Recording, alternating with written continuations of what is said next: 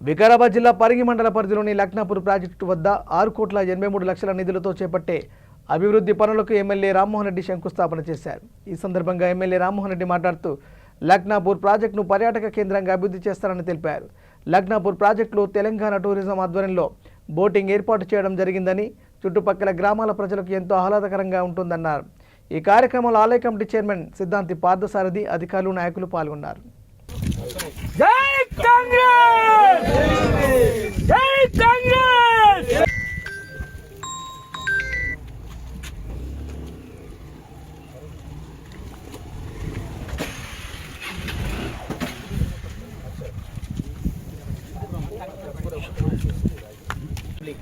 Life వాళ్ళు spend చేయడానికి వీలవుతుందన్న విషయాన్ని కూడా మీ అందరి దృష్టికి తెలియజేస్తూ, అదేవిధంగా కొత్తకుంట చెరువును కూడా మన పరిగి పట్టణంలో గతంలో అది కొంతమంది దాన్ని కబ్జా చేసి దాన్ని మొత్తం ప్లాట్లు కూడా చేయడం జరిగింది.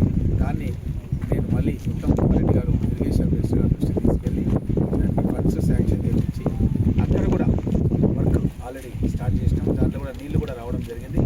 ఇంకా పెద్ద ఎత్తున ఒక 5 కోట్ల రూపాయలు దాన్ని కూడా తీసుకొచ్చి దాని లోపల సిల్ట్ చాలా ఉంది, ఇంకా లక్నాపూర్లో కూడా ఉంది. ఇవన్నీ కూడా తీసి డెవలప్ చేయడానికి ప్రతిపాదనలు పంపించినాం.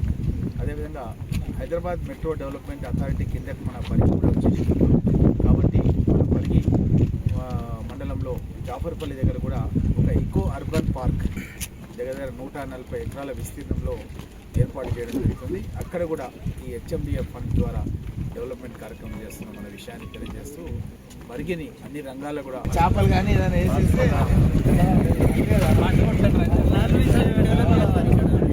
మన సీలాగా అందరూ బిస్కెట్